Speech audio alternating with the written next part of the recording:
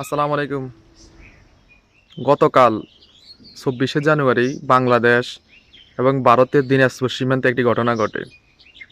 ঘটনাটা হচ্ছে, ভারতের ৫ জন কৃষক নাকি বাংলাদেশে প্রবেশ করে। তখন ভারতের সীমান্তরক্ষী বাহিনী বিএসএফ এদেরকে তাড়া করে। তাড়া করতে যাইয়া তারা নাকি ভুলবশত ৫ জন বিএসএফের জায়গায় একজন বাংলাদেশিকে ধরে ফেলে। ধরে তাকে নিয়ে যায় তারা। পরবর্তীতে এই ঘটনার প্রতিবাদে দিনাজপুর সীমান্তে স্থানীয় যে কৃষকেরা আছে বাংলাদেশি, তারা একজন ভারতীয় কৃষককে আটক করে বাংলাদেশের অভ্যন্তরে নিয়ে আসে এবং কি তাকে বিজিবির কাছে হস্তান্তর করে।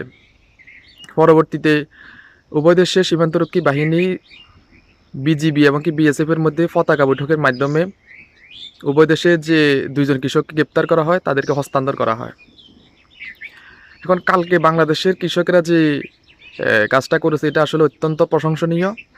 কারণ ভারত যে ধরনের কার্যক্রম বাংলাদেশ এবং ভারত সীমান্তে করে আসছে, এর জবাবে আসলে বাংলাদেশের পক্ষ থেকে কোনো ধরনের জবাব বা প্রতিউত্তর না দেওয়ার কারণে ভারত এভাবে সীমান্তে আগ্রাসী নীতি অবলম্বন করে বাংলাদেশিদেরকে হত্যা করতেছে।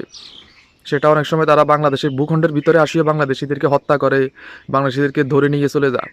এখন এভাবে ইটের জবাবে যদি পাটকেল মারা হয়, তাহলে ভারত সীমান্তে তাদের আগ্রাসী নীতি পরিহার করতে অনেকাংশে বাধ্য হবে।